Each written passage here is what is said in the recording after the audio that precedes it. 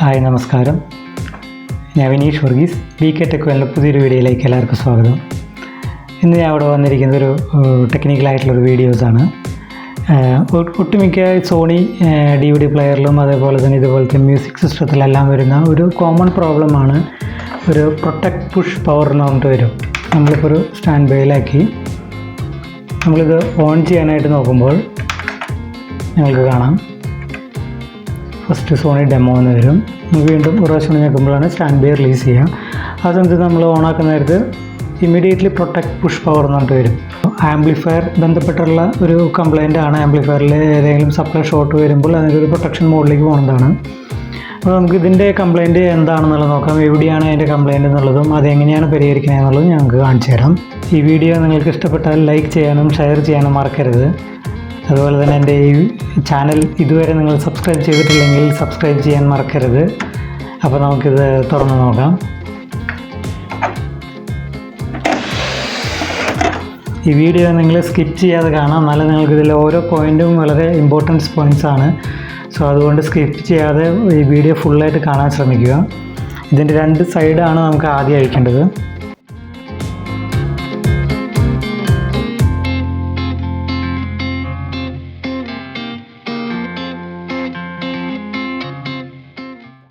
ഇതിൻ്റെ അടിയിലാണ്, ഇതിൻ്റെ ഉൾഭാഗത്താണ് ഇതിൻ്റെ ആംപ്ലിഫയറിൻ്റെ ബോർഡ് വരുന്നത്. അപ്പോൾ നമുക്കത് ആംപ്ലിഫയറിൻ്റെ ബോർഡിൻ്റെ സപ്ലൈകൾ ചെക്ക് ചെയ്യണം.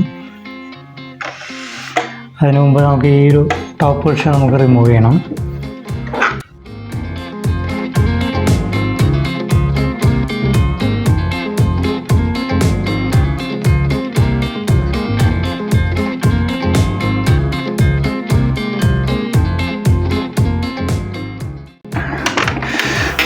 അപ്പോൾ ഇതിൻ്റെ സ്ക്രൂസുകളെല്ലാം ഇവിടുത്തെ എല്ലാം അഴിച്ചു. ഇനി ഈ ഒരു ഭാഗം നമുക്ക് റിമൂവ് ചെയ്യണം. അപ്പോൾ ഈ ഭാഗം റിമൂവ് ചെയ്യണമെങ്കിൽ ഇവിടുത്തെ ഈ ഒരു പോർഷൻ നമുക്ക് ഊരിയെടുക്കേണ്ടതുണ്ട്. അപ്പോൾ ആദ്യം നമ്മൾ ട്രേ പുറത്തേക്ക് എടുക്കണം. അപ്പോൾ ട്രേ പുറത്തേക്ക് എടുക്കാനായിട്ട് ഇവിടെ അടിയിൽ ഒരു ജസ്റ്റ് ഹോളുണ്ട്. ഞാൻ ക്യാമറയിൽ ക്ലിയർ അല്ല, ഇതിൻ്റെ അടിയിലേക്ക് നോക്കി കഴിഞ്ഞാൽ അറിയാം ഒരു ചെറിയൊരു വീലും ഹോളുണ്ട്. അവിടെ നമ്മൾ ജസ്റ്റ് ടേൺ ചെയ്ത് കഴിഞ്ഞാൽ ഈ ട്രേ പുറത്തേക്ക് വരുന്നതായിരിക്കും. അപ്പോൾ ട്രേ പുറത്തേക്ക് വന്നു കഴിഞ്ഞാൽ നമുക്ക് ഈ ഒരു ഭാഗം റിമൂവ് ചെയ്യാൻ പറ്റും. ജസ്റ്റ് ഇങ്ങനെ ടേൺ ചെയ്താൽ മതി.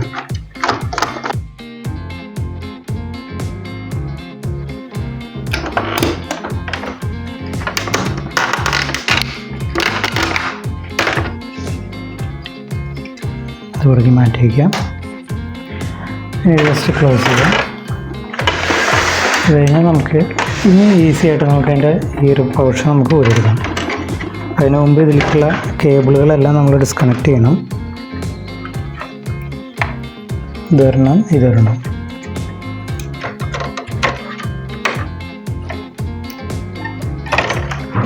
ഇത് നമുക്ക് മാറ്റി വയ്ക്കാം. ഇതിൻ്റെ ആംപ്ലിഫയറിൻ്റെ ഭാഗം വരുന്നത് ഇതിൻ്റെ ഉള്ളിലാണ്. അപ്പോൾ അത് ഈ ഭാഗമെല്ലാം റിമൂവ് ചെയ്യണം. എന്നാലാണ് നമുക്ക് ആംപ്ലിഫയറിൻ്റെ ഭാഗം നമുക്ക് കിട്ടുള്ളൂ. അപ്പോൾ ഈ ഒരു പോർഷൻ കൂടി നമുക്ക് റിമൂവ് ചെയ്യാം.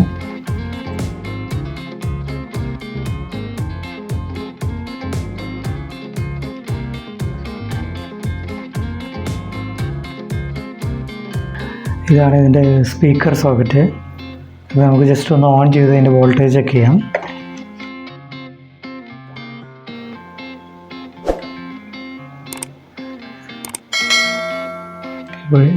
ഈ ഭാഗത്താണ്,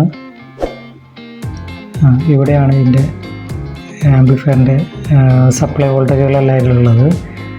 അപ്പോൾ ഈ ഒരു സെക്ഷനിൽ നമുക്ക് നോക്കി കഴിഞ്ഞാൽ അറിയാം ലെഫ്റ്റ് റൈറ്റ് ഇത് രണ്ട് സ്പീക്കർ ഔട്ട്പുട്ടാണ്. IC എന്ന് വരുന്ന രണ്ട് സ്പീക്കർ ഔട്ട്പുട്ടാണ്. അത് ഈ വഴിക്ക് വന്ന് ഇവിടെ ഒരു റിലേ വെച്ച് ഇത് സ്വിച്ച് ചെയ്ത് സ്പീക്കർ സോക്കറ്റിലേക്ക് വരും. അപ്പോൾ ഇവിടെ നമുക്ക് നിങ്ങൾ ചെക്ക് ചെയ്ത് കഴിഞ്ഞാൽ നമുക്ക് അറിയാൻ പറ്റുന്നതായിരിക്കും. ഇവിടെ എല്ലിൽ നമ്മൾ കണക്ട് ചെയ്ത് കഴിഞ്ഞ് ചെക്ക് ചെയ്ത് കഴിഞ്ഞാൽ ഉണ്ടോ ഫുൾ വോൾട്ടേജാണ് അവിടെ വരുന്നത്. അതേപോലെ തന്നെ റൈറ്റിൽ ചെക്ക് ചെയ്ത് കഴിഞ്ഞാൽ ഇവിടെ ഫുൾ വോൾട്ടേജാണ് വരുന്നത്.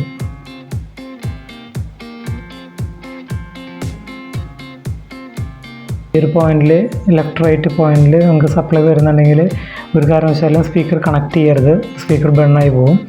സോ സോ ഇതിൻ്റെ അർത്ഥം ഇവിടെ സപ്ലൈ വരുന്നതിൻ്റെ അർത്ഥം ഇതാണ് അതിൻ്റെ റിലേ. ഈ റിലേയുടെ ഇവിടെയും ഇതിലും നിങ്ങൾക്ക് ചെക്ക് ചെയ്ത് കഴിഞ്ഞാൽ അറിയാൻ പറ്റും.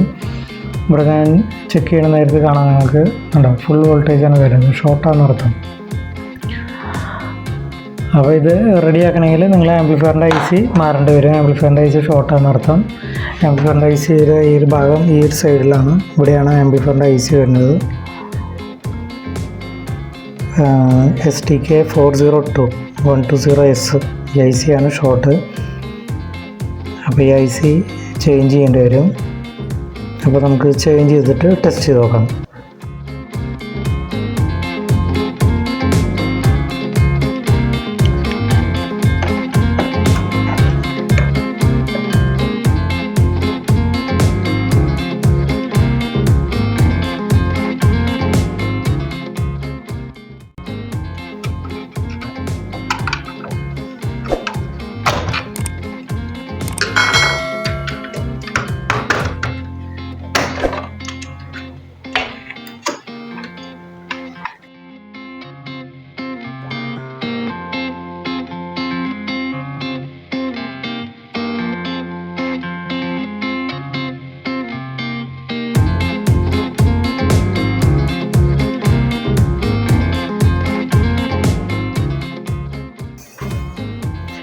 അപ്പോൾ ഈ ഒരു സെക്ഷനാണ് നമുക്ക് അഴിക്കേണ്ടത്. ഇതാണ് ഇതിൻ്റെ ആംപ്ലിഫയർ ബോർഡിൻ്റെ ഒരു സ്റ്റേജ്. അപ്പോൾ ഇത് നമുക്ക് അഴിക്കാം.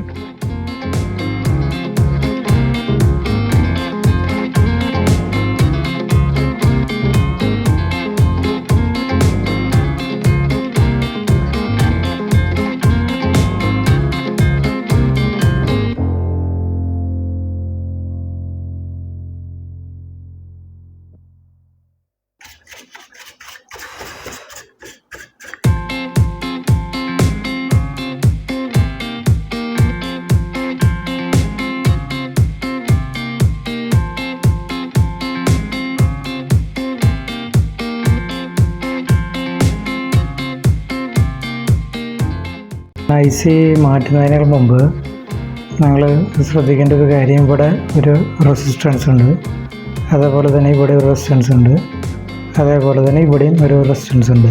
ഇതെല്ലാം ഒരു 100 ohms റെസിസ്റ്റൻസ് ആണ്. അപ്പോൾ ഇത് ചില സമയങ്ങളിൽ ഇത് ഓപ്പൺ ആവാറുണ്ട്. ഐ സി ഷോർട്ട് ആകുമ്പോൾ അത് ഓപ്പൺ ആവും. അപ്പോൾ നിങ്ങൾ ഐ സി മാറ്റുന്നതോടൊപ്പം തന്നെ ഈ ഒരു 3 റെസിസ്റ്റൻസും ചെക്ക് ചെയ്യണം, ഓപ്പൺ ആയിട്ടുണ്ടോ ഇല്ല എന്നുള്ളത്.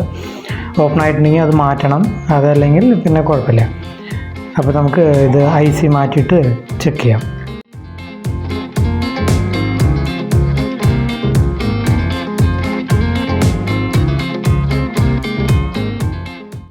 ഞാൻ യൂസ് ചെയ്യുന്നത് ഇതാണ്, വിക്കാണ്. ജസ്റ്റ് ഇങ്ങനെ ചെയ്ത് ഇങ്ങനെ എടുക്കുകയാണെങ്കിൽ നിങ്ങൾക്ക് വളരെ എളുപ്പമായിരിക്കും. നല്ല ഭംഗിയായിട്ട് നമുക്ക് റിമൂവ് ചെയ്യാൻ പറ്റും. സോൾഡർ ഇങ്ങനെ എടുക്കുക, അധികം പ്രസ് ചെയ്യരുത്. അധികം പ്രസ് ചെയ്ത് കഴിഞ്ഞാൽ നമ്മുടെ പ്രിൻ്റ് കട്ടാവും.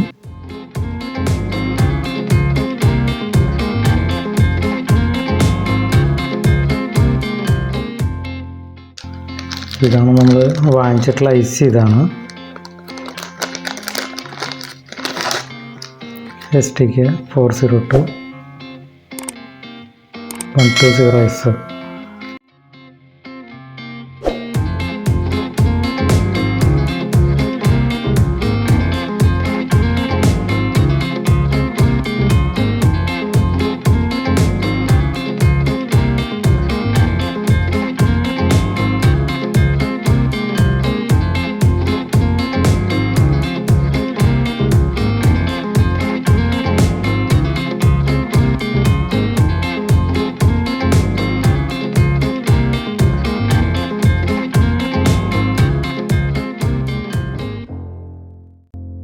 ഇപ്പോൾ നമ്മൾ ഐ സി ചേഞ്ച് ചെയ്തു, പുതിയ ഐ സി ആണ് ഇതിലിട്ടിട്ടുള്ളത്.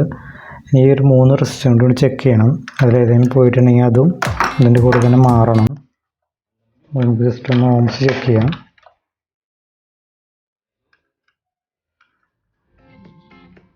ഇത് ഓക്കെയാണ്.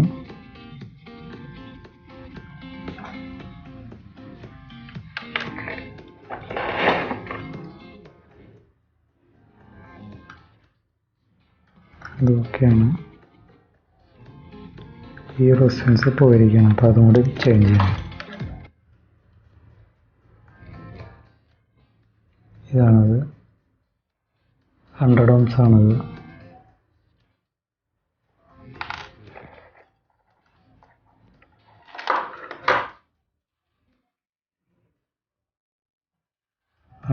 റെസിസ്റ്റൻസ് ആണത്.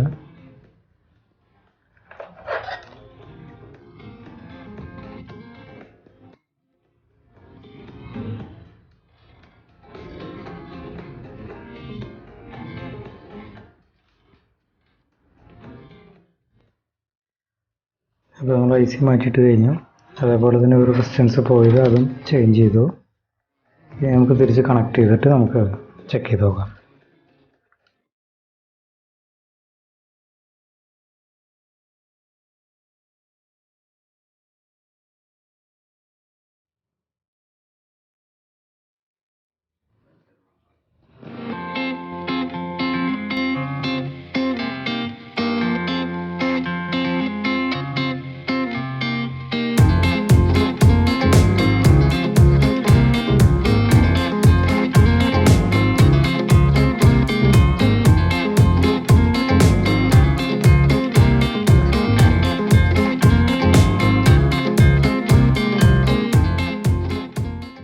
അപ്പോൾ നമ്മൾ ഐ സി എല്ലാം ഇട്ട് കഴിഞ്ഞു.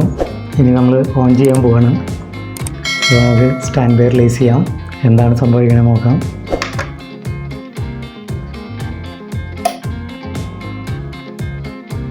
ഓക്കെ, റെഡി ആയിട്ടുണ്ട്.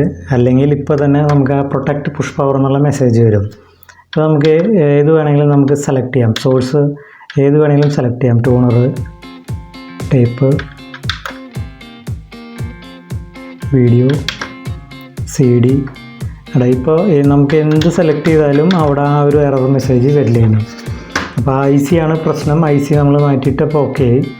അപ്പോൾ ഈ ഒരു കംപ്ലൈൻ്റ് ആണ് നിങ്ങൾക്ക് കിട്ടുന്നതെങ്കിൽ നിങ്ങൾ ആംപ്ലിഫയർ സ്റ്റേജാണ് ആദ്യം ചെക്ക് ചെയ്യേണ്ടത്.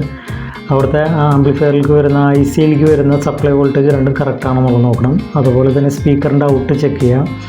അത് വോൾട്ടേജ് എങ്ങാനും ഷോർട്ട് ഉണ്ടോ അതിലേക്ക് സപ്ലൈ വരുന്നുണ്ടെങ്കിൽ ഒരു കാരണവശാലും നിങ്ങൾ സ്പീക്കർ കണക്ട് ചെയ്തിട്ട് ചെക്ക് ചെയ്യരുത്. സോ സ്പീക്കർ ബേണായി പോകും, സ്പീക്കറിൻ്റെ കോയിൽ. അപ്പോൾ ഈ ഒരു കംപ്ലൈൻറ്റ് വരുന്നതെന്ന് വെച്ചാൽ നിങ്ങൾ ഈ പറഞ്ഞ പോലെ തന്നെ output I C, amplifier I സിയും അതേപോലെ തന്നെ അതിൻ്റെ തൊട്ടടുത്തുള്ള 3 റെസിസ്റ്റൻസ്, 2 100 ohm വരും, 1 1 ohm വരും. അപ്പോൾ അത് ഒരു 90% ആ റെസിസ്റ്റൻസ് ഓപ്പൺ ആയിട്ടുണ്ടാവും. എന്ന് വെച്ചെങ്കിൽ ഐ സി ഷോർട്ട് ആകുമ്പോൾ അത് ഓട്ടോമാറ്റിക്കലി അത് ഓപ്പൺ ആവും. അപ്പോൾ നിങ്ങളത് ചെക്ക് ചെയ്തിട്ട് വേണം നിങ്ങൾ ഐ സി ചേഞ്ച് ചെയ്യാനായിട്ട്. അപ്പോൾ ഐ സി ചേഞ്ച് ചെയ്യുന്ന പോയിട്ട് ആ റെസിസ്റ്റൻസ് പോയിട്ടുണ്ടെങ്കിൽ അത് ചേഞ്ച് ചെയ്യണം. അപ്പോൾ ഇങ്ങനെ ഒരു കംപ്ലൈൻറ്റ് വരുന്നതെങ്കിൽ നിങ്ങൾക്ക് വളരെ ഈസി ആയിട്ട് നിങ്ങൾക്ക് റെഡിയാക്കാൻ പറ്റുമെന്ന് ഞാൻ വിചാരിക്കുന്നു. അപ്പോൾ എൻ്റെ ഈ വീഡിയോ നിങ്ങൾക്ക് ഉപകാരപ്രദമായെങ്കിൽ ലൈക്ക് ചെയ്യാനും ഷെയർ ചെയ്യാനും മറക്കരുത്. എൻ്റെ ഈ യൂട്യൂബ് ചാനലിൽ ഒരുപാട് ടെക്നിക്കൽ വീഡിയോസ് ഞാൻ അപ്ലോഡ് ചെയ്യുന്നതായിരിക്കും. അപ്പോൾ നിങ്ങൾക്കത് എല്ലാ വീഡിയോസും കാണണമെങ്കിൽ നിങ്ങൾ എൻ്റെ ചാനൽ സബ്സ്ക്രൈബ് ചെയ്യണം. ഇതുവരെ ചെയ്തിട്ടില്ലെങ്കിൽ അത് ചെയ്യാൻ മറക്കരുത്. അതേപോലെ തന്നെ തൊട്ടടുത്തുള്ള ബെല്ലൈക്കൺ എനേബിൾ ചെയ്യാനും മറക്കരുത്. അപ്പോൾ ഇനിയൊരു നല്ലൊരു വീഡിയോയിലൂടെ നമുക്ക് കാണാം. അതുവരേക്ക് ബൈ.